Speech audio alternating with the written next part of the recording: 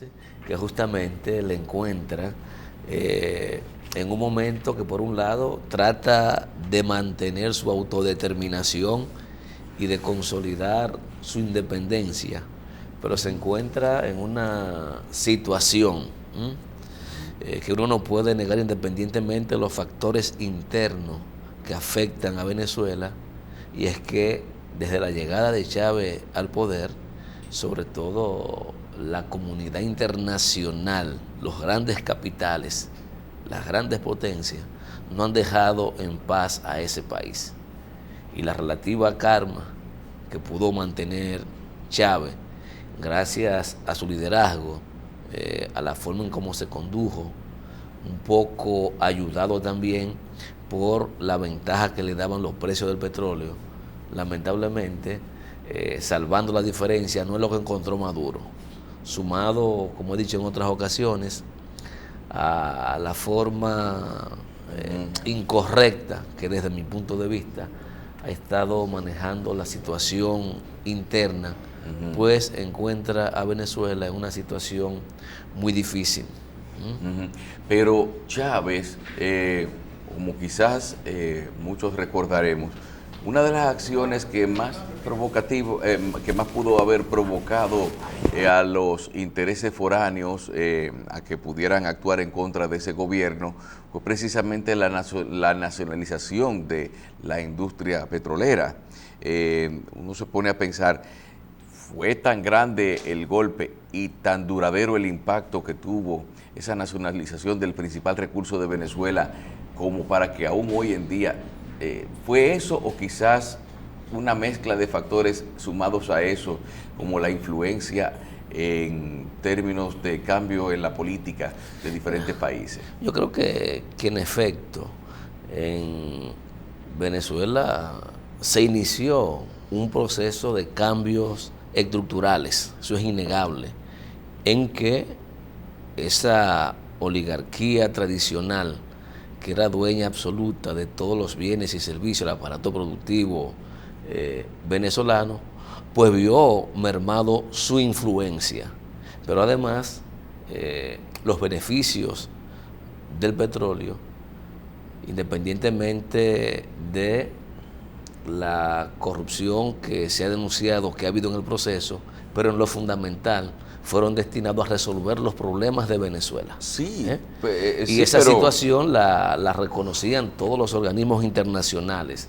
Los avances que Venezuela obtuvo durante la gestión de Chávez en términos de políticas de inclusión social. Eso es innegable. El problema ahora radica que todo eso se ha ido perdiendo. Se ha ido perdiendo sumado a la crisis institucional que se ha ido creando producto de toda esta situación externa e interna que vive Venezuela, y que aparentemente no ha habido forma de que las partes entiendan que la única solución que tienen es sentarse en la mesa del diálogo, despojado de intereses particulares, grupales, por el mero hecho de quién controla el Ejecutivo o quién controla la Asamblea Nacional, y pensar justamente en esa cantidad impresionante de venezolanos, del pueblo venezolano, que está siendo afectado, posiblemente por la propia estrategia que en un principio se diseñó de bloquear todo lo que da Maduro, porque los argumentos de la guerra económica no eran falsos todos. Evidentemente que sí, que cuando hay un conflicto, las partes apuestan, y llegó un punto en que ya no es posible seguir en la situación que estamos. Y es lamentable porque la fiscal Luisa Ortega es una persona identificada con el proyecto chavista, parece que con el chavismo originario, y está aferrada primero al cumplimiento de las leyes y la Constitución que se dio ese proceso de transformación social, comprometida con que no haya una vulneración al hilo constitucional. Ha criticado en todo su derecho la forma en cómo el Ejecutivo ha tratado de influir sobre todo en el aparato judicial para poner en una situación difícil, casi al punto del desconocimiento. Digo casi al punto porque fue correcta retirar la decisión que tomó el tribunal cuando pretendió anular los poderes de la Asamblea Nacional, que la gobierna y la domina la oposición, como en su momento la dominó las fuerzas que integran el Partido Socialista Unificado de Venezuela. Y yo creo que las críticas que muchas veces le hacen a los modelos alternativos que han aspirado a instaurar y a desarrollar sociedades basadas sobre los principios de la equidad social y que han hecho aportes interesantes al mundo, pues se ven afectados justamente por estos elementos que denotan una ausencia efectiva de la institucionalidad y de la democracia, y hace pensar que efectivamente el discurso de lo contrario tiene razón, de que el socialismo es esencialmente antidemocrático, y es todo lo contrario. Es un sistema esencialmente democrático, humano, pero en la práctica se nos ha presentado una contradicción entre los fundamentos filosóficos, la teoría y la implementación. Claro. Porque evidentemente hay cosas que uno no puede ocultar, como pensar que la dictadura del proletariado significa la perpetuidad de una persona en nombre del proletariado en el poder. Claro. Y no es necesario, y no es así. Es justamente todo lo contrario: más democracia, más inclusión, más libertades, porque de eso se trata. Si no, no tendría sentido.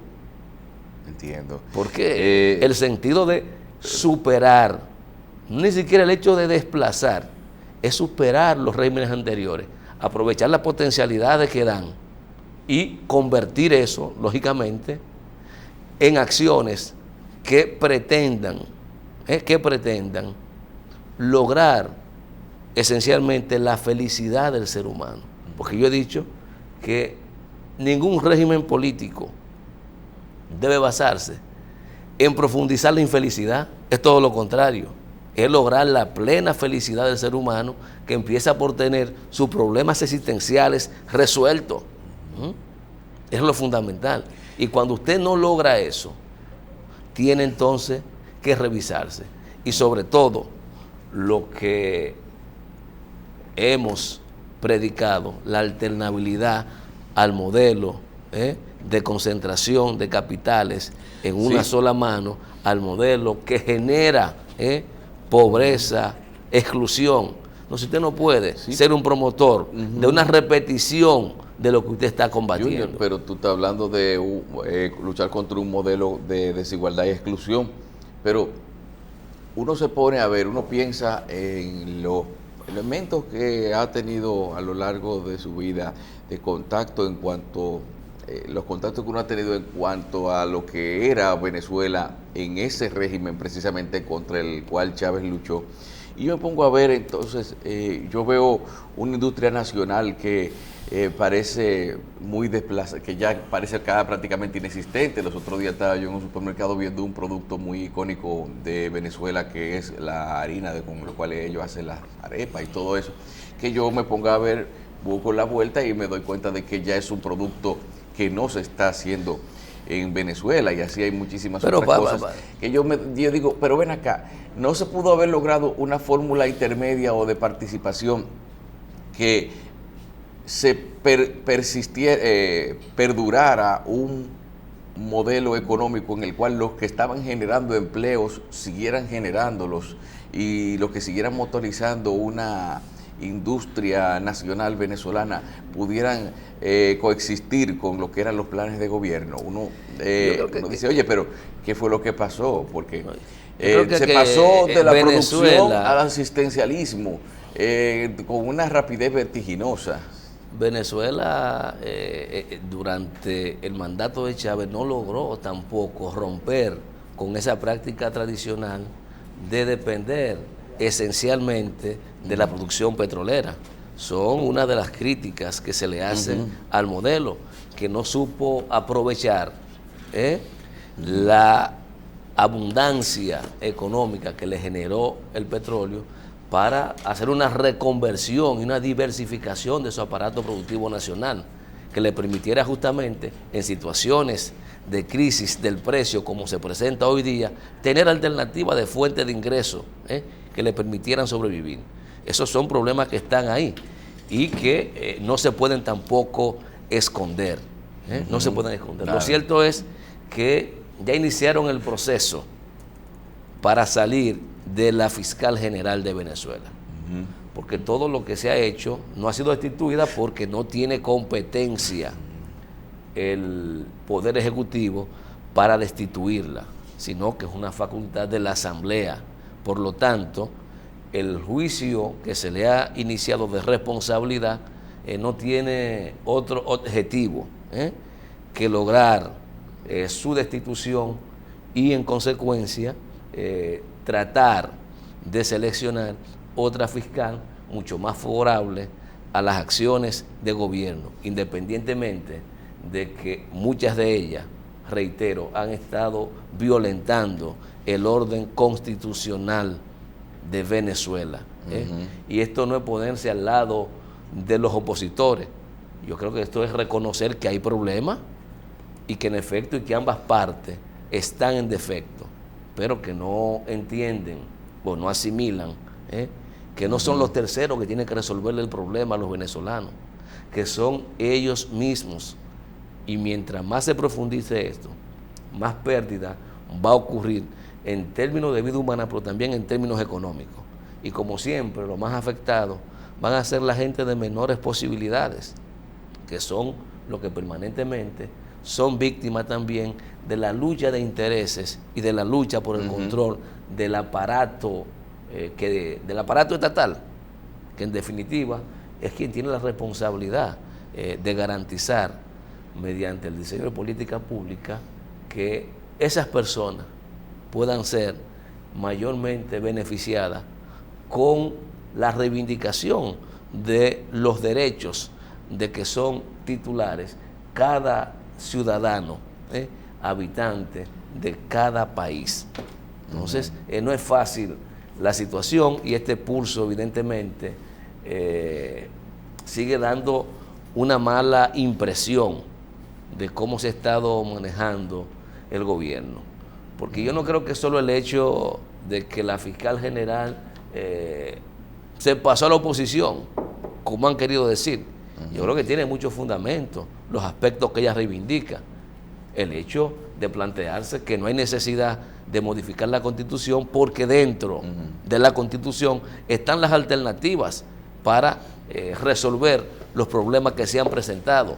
Un tema que evidentemente no ha querido reconocer tampoco el oficialismo es el manejo inadecuado que entiendo le dieron a la demanda de referéndum. Bueno. De referéndum revocatorio, porque si entendían, si eso es una institución que está establecida constitucionalmente, sí, que en más de una ocasión, o por lo menos en una ocasión, se le planteó al presidente Chávez y se convocó. Sí, pero una cosa, pero si lo convocan en un momento en que el resultado previsiblemente no sería favorable, el gobierno hace su maniobra para postergarlo o evitarlo hasta que pudiera estar en condiciones de competir de igual a igual. Justamente ahí es que se presentan las dificultades. Pero mira cómo... Porque solamente creemos en las instituciones cuando nos convienen. Cuando no nos convienen, hacemos todo lo humanamente posible para que no funcione. Mira, hay una ausencia de pronunciamiento de la oposición, de los que conocemos como opositores venezolanos, de las caras más conocidas, en apoyo a Luis Ortega, porque ella es parte del gobierno. Así cada quien, eso evidencia que cada quien está lanzando para su lado, pero también la preponderancia de los pronunciamientos de la fiscal Ortega demuestra que hay una gran parte de Venezuela todavía que se siente chavista y confía en ese proyecto, que ha encontrado en ello una voz para reencauzarlo a su origen, como tú lo estabas diciendo precisamente. Yo creo que de eso se trata la posición de la fiscal, de volver a los principios que dieron origen a este proceso de transformación social de Venezuela, que votó una constitución integradora, que recoge en esencia y plantea principios fundamentales de la democracia participativa, y que Venezuela fue un país que se caracterizó por, durante el mandato de Chávez, ejercer un tipo de democracia directo o semidirecto, en el que la población de una u otra forma tenía un papel importante en la toma de decisiones. Por eso, cuando revisamos la cantidad de plebiscitos o de referéndum que se convocó en ese país, parece que constituyó un hito y un precedente histórico que será también muy difícil superar. Y bueno, los desafíos están ahí. Ese proceso inició creyendo en la gente, no puede culminar ahora desconociendo a la gente, porque carecería de sentido práctico e histórico. Yo creo que el llamado a reencontrarse con la democracia que había diseñado el modelo juega un papel importante. Y esto no necesariamente implica cederle espacio a los sectores transnacionales que efectivamente están apostando y quieren a que el chavismo no solo salga de poder, sino que desaparezca. Y si se le da caldo de cultivo para esto, entonces se contribuye a su fortalecimiento y a que sigan creando una visión internacional de que lo que hay en Venezuela efectivamente es una dictadura. Bueno, vamos a hacer una pausa, volvemos en breve con otros temas.